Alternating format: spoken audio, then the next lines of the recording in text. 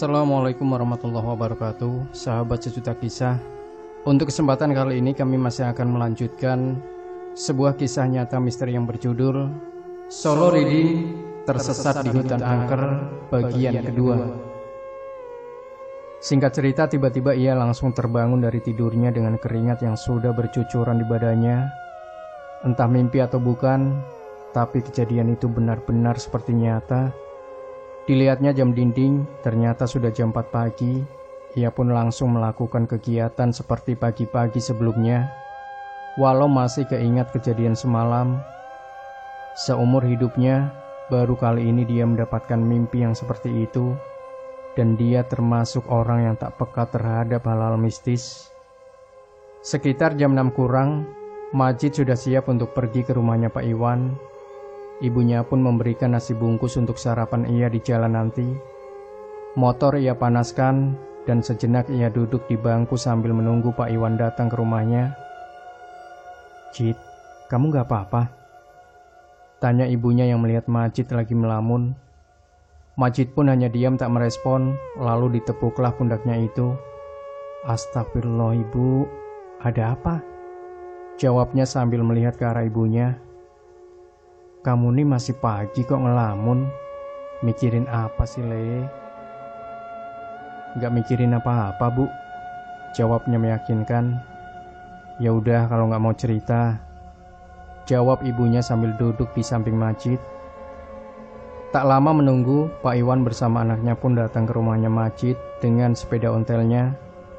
Dilihat bawaan anaknya tak terlalu banyak, hanya satu tas besar yang digendongnya. Mungkin isinya hanya pakaian. "Assalamualaikum," ucap salam hangat Pak Iwan. "Waalaikumsalam." Mereka pun menjawab salamnya. "Gimana Jid, udah siap?" "Alhamdulillah udah Pak. Mau berangkat sekarang apa?" "Iya sekarang aja Cid." "Ya udah Pak." Kemudian tas Putri ia taruh di depan. Majid hanya membawa tas lempang yang isinya hanya dompet, HP dan charger. Makanan dari ibunya ia taruh di bagasi. Majid memakai jaket kulit dan celana jin hitam serta pakai sepatu dan sarung tangan karena mengingat perjalanan yang ia tempuh lumayan jauh. Mereka berdua pun siap untuk berangkat. Tak lupa untuk pamitan ke ibu dan Pak Iwan, juga adik-adiknya. Pagi itu cuaca sedang cerah. Matahari pagi begitu sangat menghangatkan badannya. Jalanan ramai seperti biasanya. Ia pun mampir ke pom untuk mengisi bahan bakarnya. "Put, udah makan belum?" tanyanya. "Belum Mas." "Ya udah makan dulu ya," ajaknya. "Iya Mas." Putri mengangguk karena memang perutnya terasa lapar. Lalu Majid membawanya ke warung makan dan mereka makan bersama. Majid makan nasi bungkus dari ibunya, sedangkan Putri makan nasi pesanannya. Perjalanan mereka masih jauh. Untuk sampai di sana mungkin memakan waktu hingga 6 jaman lebih.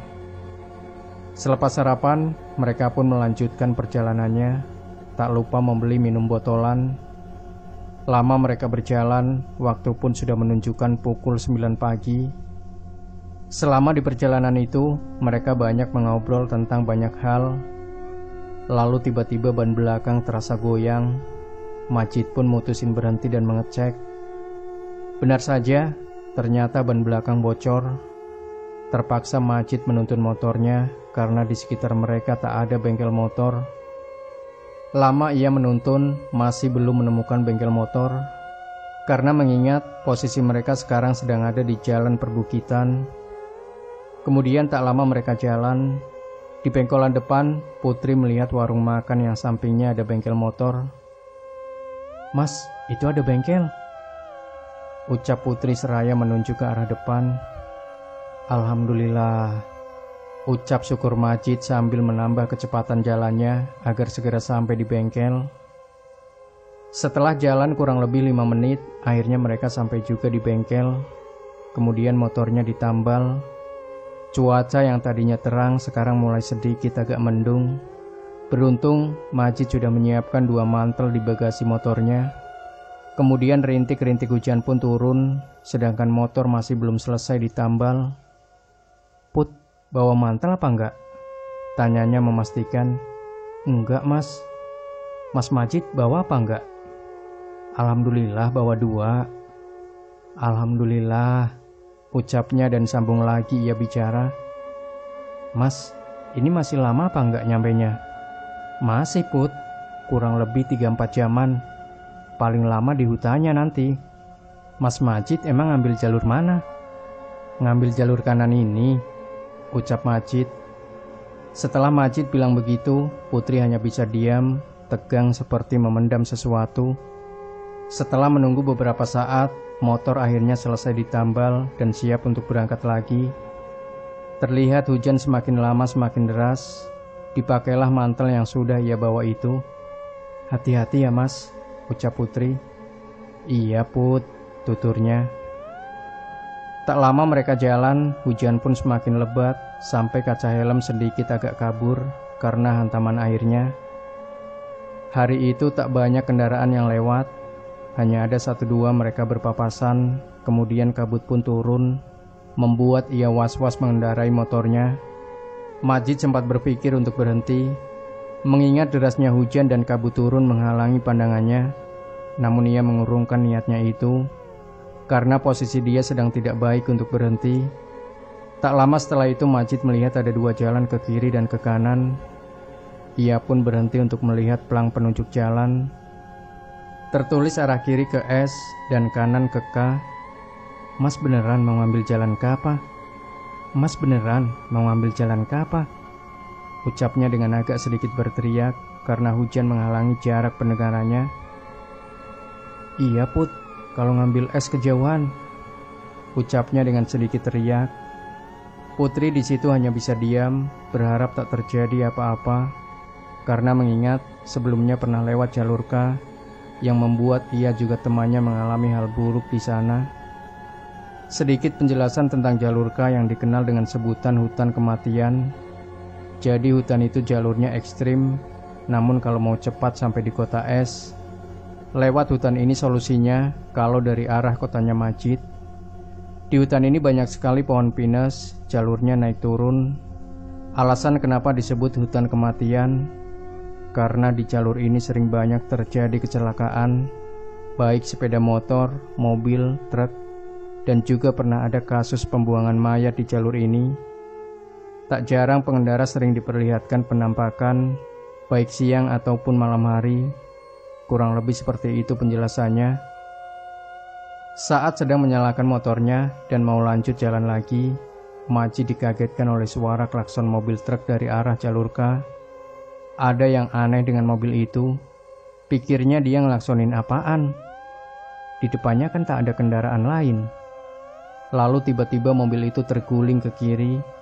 Sontak Majid teriak, "Hei!" Di situ Putri kaget. "Mas, kenapa?" tanyanya heran. Majid nengok ke arah Putri. "Put, itu ada mobil truk terguling," ucapnya sambil nunjuk ke arah jalur K. "Mana mas? Gak ada." Putri heran karena yang Majid tunjuk tak ada apa-apa. Lalu Majid pun kembali melihat ke arah truk terguling tadi, dan betapa terkejutnya ia melihat truk itu sudah tidak ada di sana.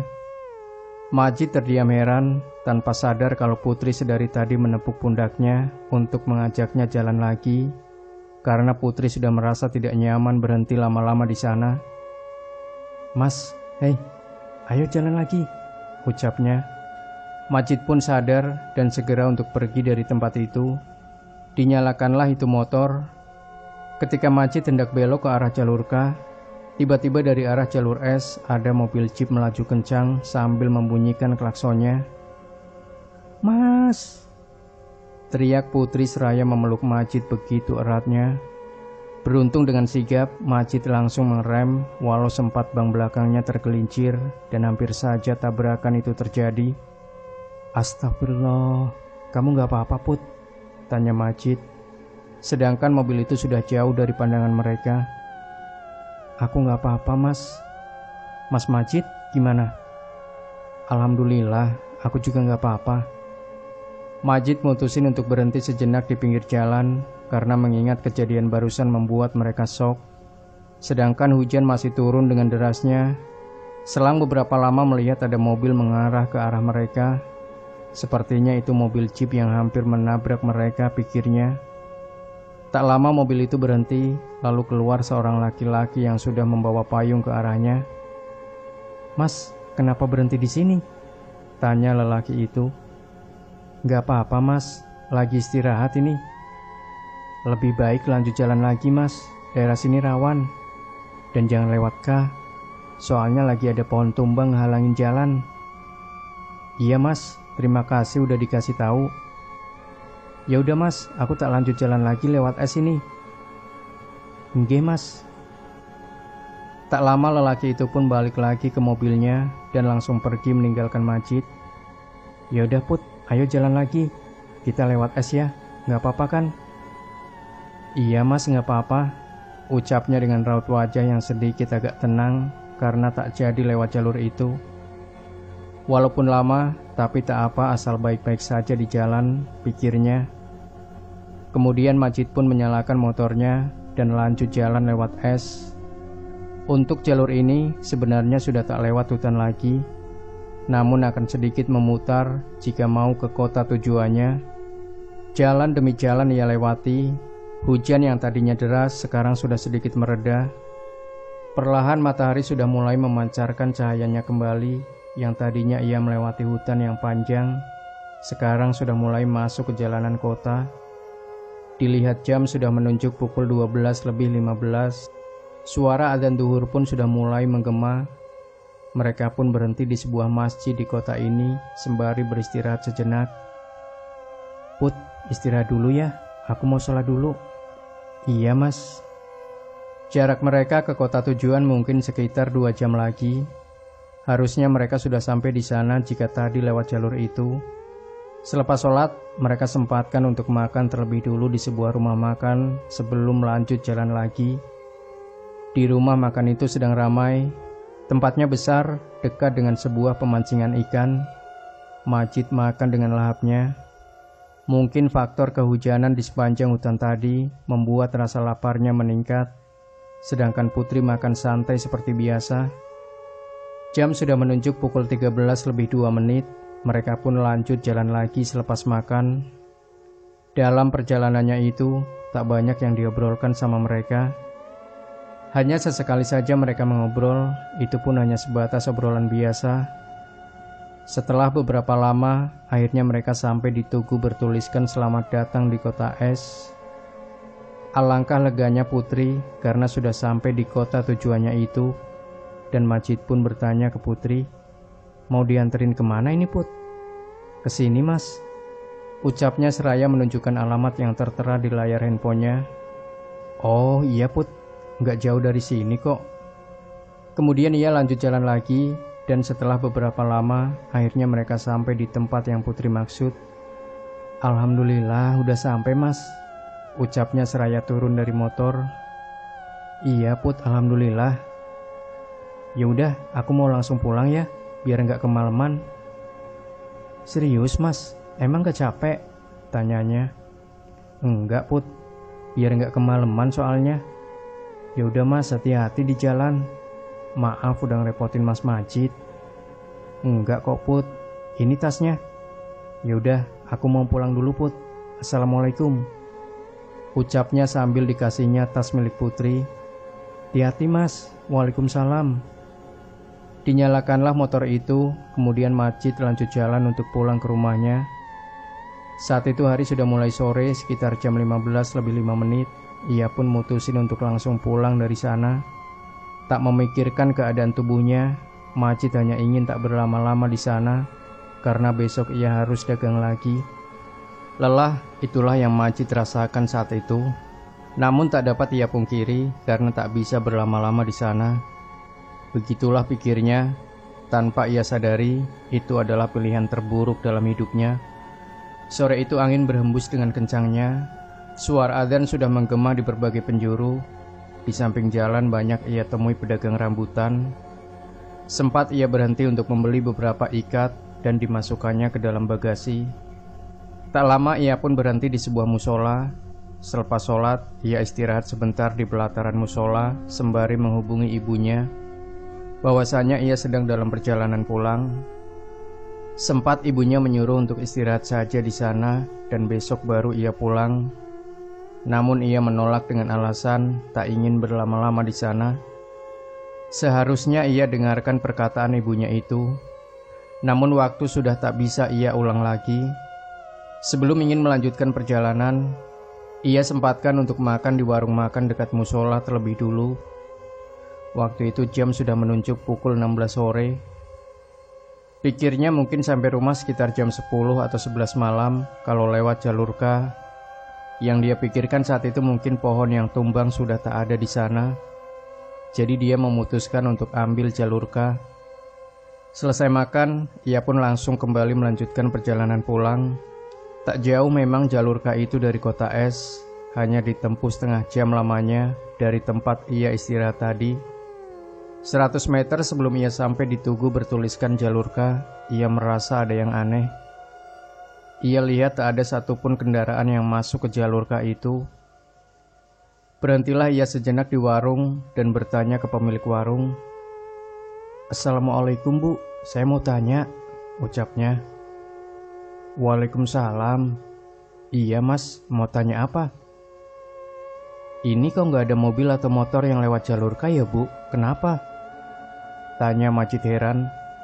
"Nggak tahu tuh Mas," ujar ibunya. "Oh iya Bu, ya udah kalau gitu." Kemudian ia pun lanjut jalan lagi. Mungkin nanti di sana juga bakal banyak pengendara yang berpapasan, pikirnya positif. 50 meter ia jalan, ia sempatkan untuk mengisi bensin dulu dan mengisi angin ban motornya untuk antisipasi di jalan nanti. Lanjut ia jalan, dilihat langit sudah mulai mendung, mungkin mau hujan lagi. Ia pun sekarang sudah masuk di jalur K. Awal-awal jalan masih biasa saja, tak banyak hal aneh-aneh. Sempat ia jumpai beberapa pengendara yang berpapasan dari lawan arah. Langit perlahan-lahan mulai gelap, lampu penerangan jalan tak ada satupun yang menyala. Apa mungkin ini gara-gara pohon tumbang? Atau mungkin sedang ada gangguan? Ia hanya bisa berpikir positif di sana. Terakhir ia jumpai pengendara dari lawan arah sekitar setengah jam yang lalu. Pikirnya mungkin karena dari tadi ia tak melihat jam tangannya. Namun anehnya, dari arah ia jalan tak ada satupun pengendara dan hanya dia seorang. Ia tetap berpikir positif di situ. Pikirnya mungkin masih tertinggal jauh di belakang.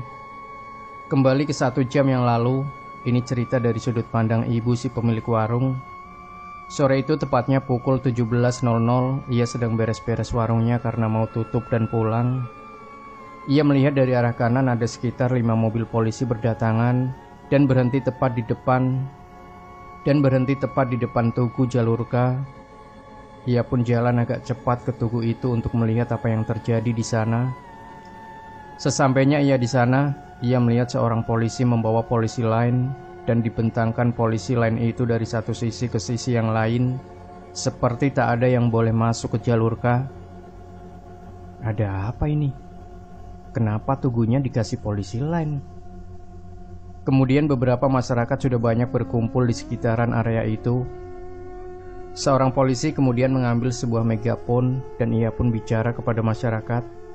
"Perhatian semuanya, tolong dengarkan dengan seksama. Saya akan bicara di sini. Kenapa kami memberi garis polisi pada tugu ini? Di dalam hutan sana ada beberapa pohon besar yang tumbang. Kami baru mendapat informasi dari pusat. Diharapkan jangan ada yang melewati garis polisi ini. Kami akan segera melakukan investigasi di sana. Demikian informasi yang bisa saya sampaikan." Mendengar polisi bicara seperti itu, kagetlah ia, karena tadi ada seorang pemuda masuk ke jalur K. Belum sempat ia mau memberitahu polisi, tiba-tiba ada lelaki nyamperin Pak Polisi itu dan bilang kalau tadi ada pemuda yang masuk ke jalur K. Awalnya polisi itu tak mempercayai omongan pria itu, lalu dijelaskanlah oleh beberapa orang yang mungkin melihat Majid masuk ke jalur K. Polisi itu kemudian mengumumkan kembali ke masyarakat, jika pemuda itu belum kembali dalam waktu 1 jam, mereka akan langsung masuk ke hutan. Benar saja, selama 1 jam itu Majid tak terlihat kembali. Dan yang anehnya, tak ada satupun kendaraan yang keluar dari jalur K. Sedangkan tadi Majid berpapasan dengan beberapa pengendara. Lalu itu apa yang berpapasan dengan Majid? Tanpa berpikir panjang, 3 mobil polisi pun masuk ke jalur K untuk mencari keberadaan Majid. Karena seharusnya perjalanan 1 jam itu sudah sampai di tempat pohon yang tumbang itu. Pikir mereka jika Majid dalam perjalanan kembali, mereka pasti akan berpapasan di jalan nanti. Kembali ke cerita Majid, lama ia jalan. Suasana di jalan saat itu benar-benar sangat gelap dan mencekam. Hanya lampu penerangan motornya saja yang menyala. Ia tambah kecepatan. Lalu tiba-tiba motornya seperti berat. Pikirnya apa banyak kempes. Ia pun coba berhenti sejenak di pinggir jalan. Terlihat di seberang jalan ada sebuah gubuk kecil yang sepertinya itu sebuah warung. Keadaan warung itu sangat gelap karena tak ada penerangan sama sekali. Setelah ia cek, ternyata ban baik-baik saja tak kempes. Kemudian ia pun lanjut jalan lagi. 10 menit ia jalan, motornya kembali terasa berat. Ia pun berhenti lagi di pinggir jalan dan mengecek bannya kembali. Ternyata ban baik-baik saja.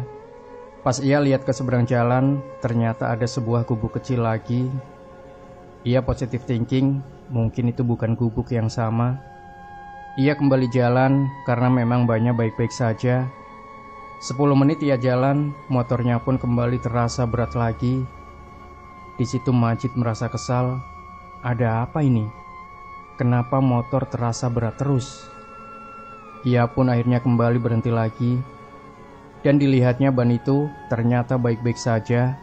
Pas ia kembali menengok ke arah seberang jalan, alangkah terkejutnya, ia melihat sebuah gubuk kecil yang sama seperti awal ia melihat tadi.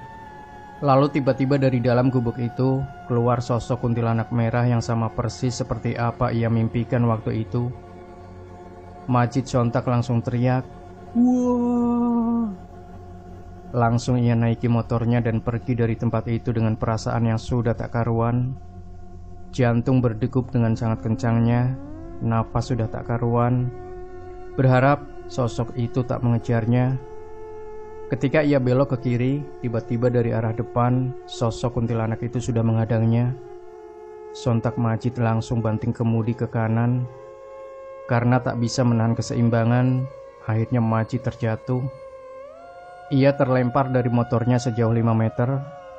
Tampak sosok itu mendekatinya perlahan, dengan raut wajah menyeramkannya. Berusaha bangun dengan nafas yang terengah-engah sambil sesekali menggeram kesakitan. Kemudian ia copot helmnya dan lari tak tentu arah masuk ke dalam hutan, mengingat motornya tak bisa ia ambil. Pikirnya sosok itu sudah berhenti mengejar, namun ia salah. Sosok kuntilanak itu masih mengikutinya terbang di atas kepalanya sambil tertawa melengking. Ia tahan semua rasa sakit yang dirasakan dan terus lari dengan nafas yang terengah-engah, berharap ada seseorang datang membantunya. Kemudian dari kejauhan, ia melihat sebuah cahaya. Ia lari terus menuju cahaya itu. Sampai di sana ia melihat sebuah rumah gubuk tua dengan lampu Petromax sebagai cahayanya. Dan ia melihat ada seorang nenek duduk di teras gubuk itu. Ia pun langsung lari ke arah gubuk itu. Dengan napasnya yang tak karuan, ia lari seraya memanggil nenek itu. "Mbah, tolong mbah," ucapnya. Nenek itu hanya diam membisu, seperti tak mendengar dan melihat Majid. Terus ia lari ke arah gubuk itu, namun bukannya mendekat. Ternyata ia hanya lari di tempat. Bingung tak tahu harus bagaimana, Majid nangis sejadi-jadinya. Semua bacaan-bacaan seperti tak mempan terhadap sosok kuntilanak itu, yang kini ia sudah ada 3 meter tepat di depannya. Badan Majid kaku tak bisa ia gerakan, mulut pun tak bisa untuk bicara. Sosok itu perlahan mendekat dengan tangan yang sudah siap menusuk Majid. Sosok itu bilang, "Hahaha, kamu akan mati," ucap sosok itu dengan ngerinya. Belum sempat ia menusuk Majid, Seketika itu juga tubuhnya bisa digerakkan dan berhasil menghindar dari serangan demit itu. Lari ia ke arah gubuk dan alangkah terkejutnya melihat bahwa gubuk itu sudah tak ada di sana. Tubuh, kaki, tangan, semua anggota badannya sudah benar-benar lemas seperti tak kuat lagi untuk berlari. Namun, jika tak begitu ia akan dibunuh. Sahabat Sejuta Kisah, masih ada satu part lagi, yaitu bagian akhir, part ketiga, dari sebuah kisah nyata misteri yang berjudul Solo Reading Tersesat di Hutan Angker. Pastikan Anda tidak melewatkan bagian terakhir dari kisah ini. Jangan lupa berikan komentar Anda, like, share video ini, subscribe channel Sejuta Kisah, dan kembali nantikan cerita-cerita misteri terbaru dari kami. Wassalamualaikum warahmatullahi wabarakatuh.